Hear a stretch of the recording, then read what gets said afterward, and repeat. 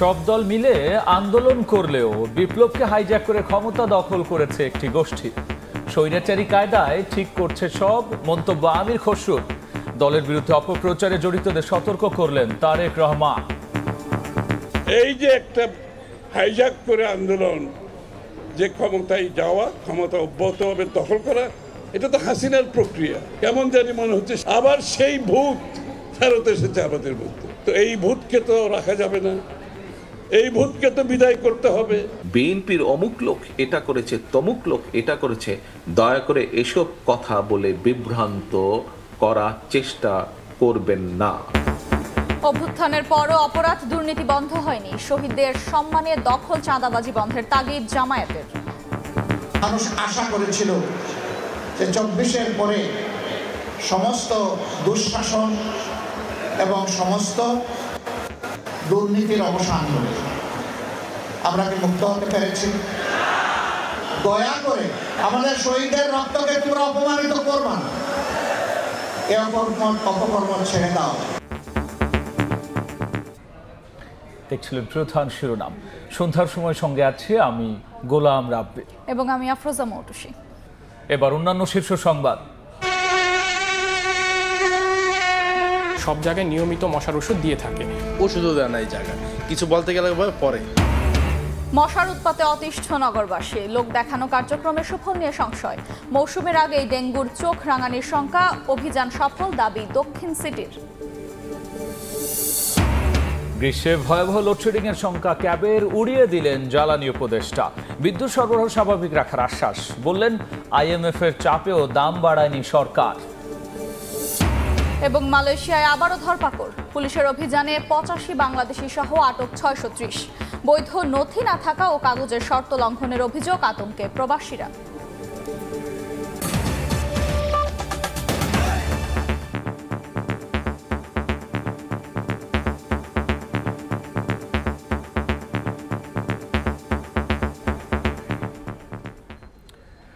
সব দল মিলে আন্দোলন করলেও বিপ্লবকে হাইজ্যাক করে ক্ষমতা দখল করেছে একটি গোষ্ঠী। এখন স্বৈরাচারী কায়দায় ঠিক করছে সংস্কার, নির্বাচন সহ দেশ পরিচালনার পথ।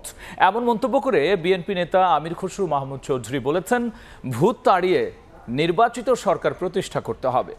এদিকে ফায়দা হাসিলে একটি গোষ্ঠী বিএনপির বিরুদ্ধে অপপ্রচার চালাচ্ছে উল্লেখ করে দলটির ভারপ্রাপ্ত চেয়ারম্যান তারেক রহমান বলেছেন, বিএনপি অন্যায়কারীদের প্রশ্রয় দেয় না।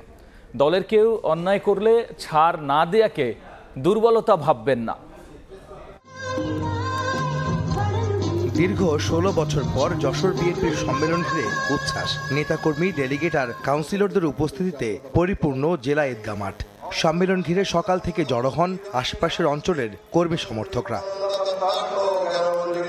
যুক্তরাজ্য থেকে ভার্চুয়ালি যুক্ত হয়ে বিএনপির ভারপ্রাপ্ত চেয়ারম্যান তারেক রহমান বলেন, দলের কেউ অপরাধ করলে ছাড় দেয় না বিএনপি। অভিযুক্তদের বিরুদ্ধে ব্যবস্থা নেওয়াকে দুর্বলতা না ভেবে দলের বিরুদ্ধে অপপ্রচার বন্ধের আহ্বান জানান তিনি। আমরা আমাদের বহু নেতাকর্মী, বেশ অনেক নেতাকর্মীর বিরুদ্ধে ব্যবস্থা গ্রহণ করেছি, যারা দলের এই অবস্থান থেকে সরে গিয়ে কোনো অনৈতিক কাজ করেছেন। কিছু সংখ্যক ব্যক্তি এটিকে দলের দুর্বলতা হিসাবে উপস্থাপনের চেষ্টা করছে।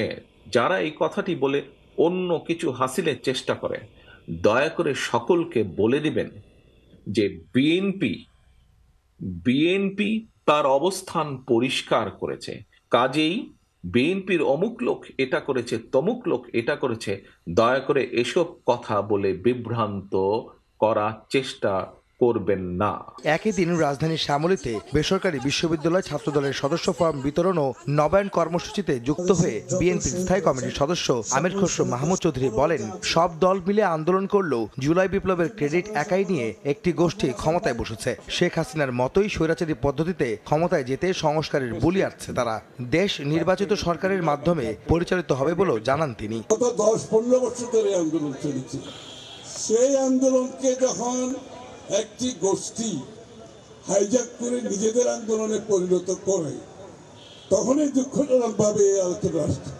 আজকে একটি গোষ্ঠী সেই দাবি তুলে তারা বাংলাদেশের ক্ষমতায় বসেছে। এই যে একটা বড় আন্দোলন, যে ক্ষমতায় যাওয়া, ক্ষমতা অব্যাহতভাবে দখল করা, এটা তো হাসিনার প্রক্রিয়া। কেমন জানি মনে হচ্ছে আবার সেই ভূত ফেরত এসেছে আমাদের মধ্যে। তো এই ভূতকে তো রাখা যাবে না, এই ভূতকে তো বিদায় করতে হবে। এদিকে জাতীয় প্রেস ক্লাবে প্রয়াত সাংবাদিক মাহফুজুল্লাহকে মরণোত্তর 21 পদক দেওয়ায় আয়োজিত এক অনুষ্ঠানে বিএনপি মহাসচিব বলেন, দেশ গঠনে সবাইকে ঐক্যবদ্ধ ও আন্তরিক হতে হবে। পালিয়ে গেছে এবং সেই আন্দোলনের মধ্য দিয়ে পালিয়েছে। আজকে একটা আশার আলো সবাই আমরা দেখতে পাচ্ছি যে আবার নতুন করে বাংলাদেশকে আমরা গড়ে তুলব। সবারই আমরা আরো অনেক বেশি আন্তরিক হওয়া প্রয়োজন। ভবিষ্যৎ প্রজন্মের জন্য যে কথাটাকে বলা হয়েছে বাসযোগ্য দেশ তৈরি করার জন্য আমরা সবাই যেন কাজ করতে পারি। বরিশালে বিভাগীয় সাংগঠনিক সভায় দলের ভাইস চেয়ারম্যান আব্দুল মিন্টু বলেন, সংস্কারের নামে নির্বাচনের অধিকার থেকে কেউ যেন বঞ্চিত করতে না পারে, সবাইকে সে ব্যাপারে সজাগ থাকতে হবে। এছাড়া দেশের বিভিন্ন স্থানে নিত্যপণ্যের দাম সহনীয় রাখা ও নির্বাচনী রোডম্যাপ ঘোষণা সহ নানা দাবিতে সমাবেশ করেছে বিএনপি। আহমেদ সালেহিন, সময় সংবাদ, ঢাকা।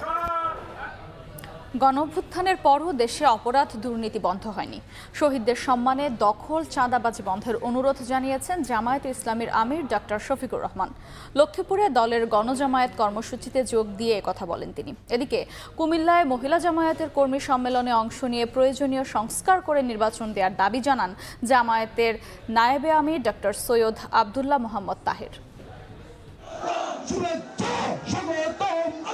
প্রায় 2 যুগ পর লক্ষ্মীপুরে প্রকাশ্যে জামায়াত ইসলামের সমাবেশ, তাই তো বাড়তি উচ্ছ্বাস নেতাকর্মীদের মাঝে। শনিবার সকাল থেকেই খণ্ড খণ্ড মিছিল নিয়ে নেতাকর্মীদের গন্তব্য ছিল আদর্শ সামাদ সরকারি উচ্চ বিদ্যালয় মাঠ। গণজামায়াত শুরুর আগেই কানায় কানায় পূর্ণ হয় মাঠ। সমাবেশে প্রধান অতিথির বক্তব্য রাখেন দলটির আমির ডাক্তার শফিকুর রহমান। গণ অভ্যুত্থানের পর দেশে অপরাধ দুর্নীতি বন্ধ হয়নি মন্তব্য করে 24-এর শহীদদের সম্মানে দখল চাঁদাবাজি বন্ধের অনুরোধ করেন তিনি। মানুষ আশা করেছিল যে 24-এর পরে সমস্ত দুঃশাসন এবং সমস্ত দুর্নীতির অবসান হবে। আমরা কি মুক্ত হতে পেরেছি? বিনয়ের সাথে অনুরোধ করব, বন্ধুরা দয়া করে আমাদের শহীদদের রক্তকে তোমরা অপমানিত করবা না, এই অপকর্ম ছেড়ে দাও।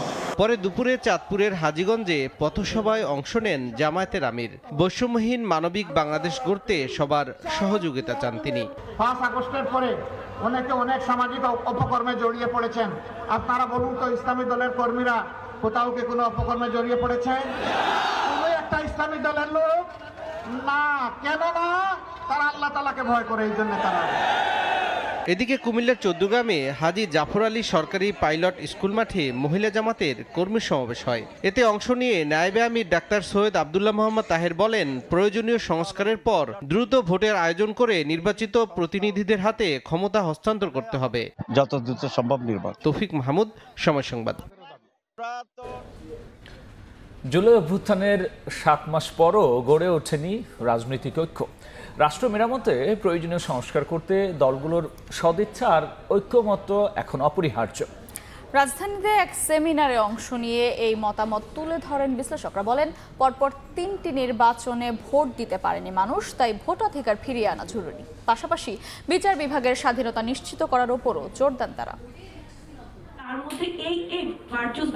রাজধানীর ব্র্যাক সেন্টারে চলছে গবেষণা প্রতিষ্ঠান সানেমের 8ম বার্ষিক অর্থনৈতিক বিষয়ক সেমিনার। দ্বিতীয় দিনে আলোচনায় অংশ নেন সংস্কার কমিশনের সদস্য, অর্থনীতিবিদ, রাজনীতিবিদ ও মানবাধিকার কর্মীরা।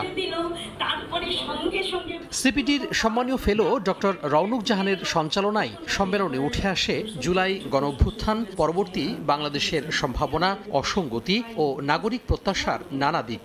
বক্তারা বলেন, সংস্কার সহ গুরুত্বপূর্ণ বিষয়ে জনসম্পৃক্ততা জরুরি। You need to be more specific about which সংস্কার amongst all of this. নারীদের অংশগ্রহণ দেখাই যায় না, বিভিন্ন কারণ থাকতে পারে। এটা খুবই একটা হতাশার বিষয় যে সেই কমিশনগুলোর মধ্যে আমরা এই রিফ্লেকশনগুলো পাইনি। জুলাই গণঅভ্যুত্থানকে খাটো করে দেখছেন অনেকে, এমন অভিযোগ করে রাজনীতিবিদরা বলেন, এখনো খোলা মনে কথা বলার কোনো সুযোগ তৈরি হয়নি। যে আমাদের দেশের বিচারিক প্রক্রিয়া হবে, কিন্তু শেখ হাসিনাকে আমরা আন্তর্জাতিক আদালতে তুলতে চাই, এটা যদি ছাত্র জনতা এই দাবিটা তোলে, তাহলে it is another historic event. বাংলাদেশের ফ্যাসিস্ট এবং 21st সেঞ্চুরির সবচেয়ে নিকৃষ্ট ফ্যাসিস্টকে বাংলাদেশের জনগণ আন্তর্জাতিক আদালতে তুলতে পেরেছে। এটা গণঅভ্যুত্থানের মতো আরেকটা বড় গৌরব হতে পারে আমাদের জন্য। গণতন্ত্রের কথা, আগামী দিনের সুদিনের কথা, এবং অবস্থাটা এমনই যে কিছু একটা করলেই কালকে একটা সুদিন চলে আসবে। তার সাথে কি এই জনসাধারণ ইনভলভমেন্ট আছে? পরপর 3টি জাতীয় নির্বাচনে ভোট দিতে পারেননি দেশের মানুষ। এ অবস্থায় ভোটাধিকার ফিরিয়ে আনার উপর জোর দিয়ে বিশেষজ্ঞরা বলেন, সংস্কার প্রশ্নে রাজনৈতিক দলগুলোর ঐক্যের বিকল্প নেই। বাংলাদেশের ইতিহাসে প্রথমবারের মতো একজন ব্যক্তিতান্ত্রিক স্বৈরাচারী শাসক পালিয়ে যেতে বাধ্য হয়েছে।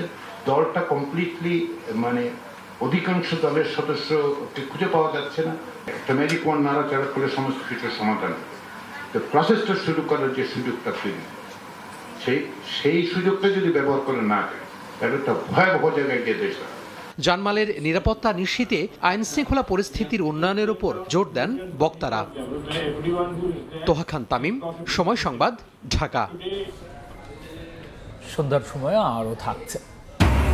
রমজানে নিত্যপণ্যের দাম নিয়ন্ত্রণে সিন্ডিকেটের কারসাজি বন্ধ চায় ক্যাব। চট্টগ্রামে পদযাত্রা, সরকারের কঠোর নজরদারির দাবি। গ্রীষ্মকাল আসার আগেই রাজধানীতে বেড়েছে কিউলেক্স মশার উৎপাত। যখন ক্ষতিকর এই কীটে অতিষ্ঠ নগরবাসী, তখন ঢাকা দক্ষিণ সিটি কর্পোরেশন বলছে মশক নিধনে তারা নাকি শতভাগ সফল। আগে শুধু বর্ষার মৌসুমে মশার উৎপাত বাড়লেও এখন বছর জুড়েই অতিষ্ঠ নগরবাসী। রাজধানীর দক্ষিণ সিটি কর্পোরেশনের বিভিন্ন এলাকায় সময় সংবাদের ক্যামেরায় ধরা পড়ে মশার বর্তমান চিত্র। রাজধানীর ড্যামরা সহ আশপাশের বেশ কয়েকটি এলাকার বেশিরভাগ ড্রেন, কালভার্ট, পরিত্যক্ত ডোবা ও পুকুর যেন মশার অভয়ারণ্য।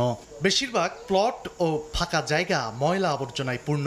বাসিন্দারা বলছেন দিন ও রাতের চিত্র একই রকম। এরকম ভাবে মশায় ধরে আঁকড়ায়া যে মনে হয় কুকুরও পাগল হয়ে যায়। মসজিদ আল্লাহর ঘর, তো সেখানেও যদি মশার জন্য বসা যায় না। এখনকার মশাগুলো একটু বড় বড় হয়ে গেছে, মানে কামড় দিলে তো সহ্য করার মতো না। পরিস্থিতি নিয়ন্ত্রণে সিটি কর্পোরেশনের বিরুদ্ধে ব্যর্থতার অভিযোগ তুলে স্থানীয়রা বলছেন কালেভদ্রে ওষুধ ছিটানো ও ফগার মেশিনের ধোঁয়ায় কেবলই লোক দেখানো। ওনারা যে মশার ওষুধ দেয়, ওনারা একদিন দিলে মাসে 60 দিনের খবর থাকে না। মশা একটাও মরে না, আরো মশা ওই দিন বেশি উপদ্রব করে। 2024-25 অর্থ বছরে মশক নিধনের জন্য ঢাকা দক্ষিণ সিটি কর্পোরেশনের বরাদ্দ প্রায় 44 কোটি টাকা। কিন্তু দক্ষিণের বাসিন্দারা বলছেন বরাদ্দ থাকা বাজেটের কোনো সুফলই পাচ্ছে না তারা। বাসিন্দাদের অভিযোগের বিষয়ে জানতে ঢাকা দক্ষিণ সিটির নগর ভবনে সময় সংবাদ। তবে দায়িত্বশীল কোনো কর্মকর্তা ক্যামেরার সামনে কথা বলতে রাজি হননি।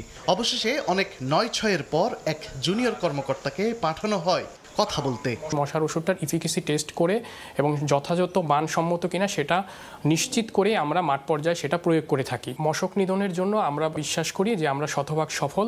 এডিস মশা নিধনে এখনই কার্যকর ব্যবস্থা না নিলে ডেঙ্গু পরিস্থিতি ভয়াবহ আকার ধারণ করতে পারে বলে আশঙ্কা কীটতত্ত্ববিদের। কনস্ট্রাকশন সাইটগুলো আছে, ওখানে এডিস মশার লার্ভা পাওয়া যাচ্ছে।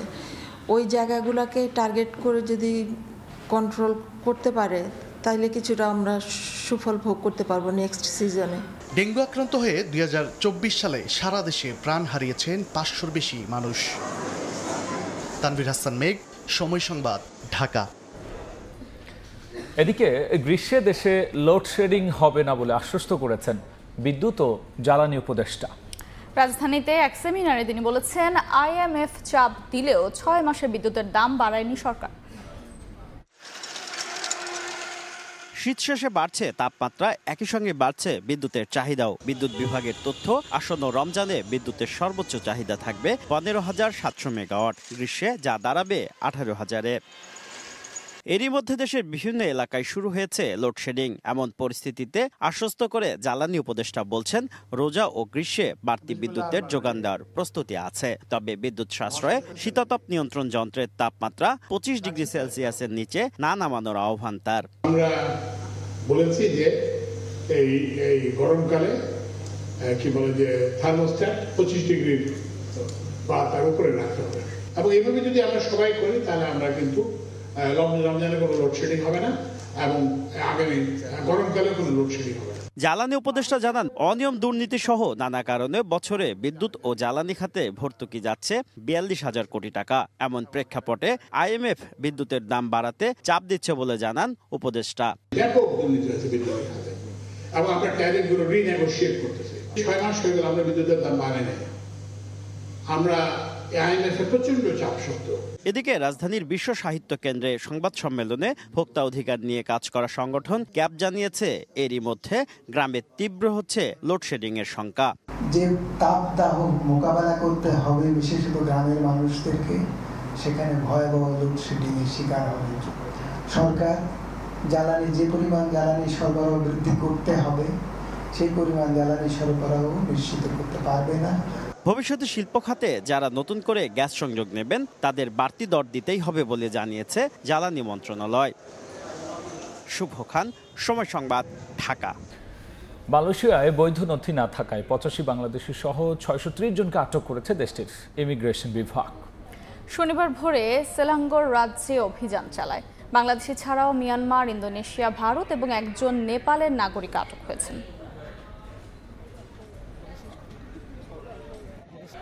এই ছিল সন্ধ্যার সময়। সঙ্গী থাকুন সময়।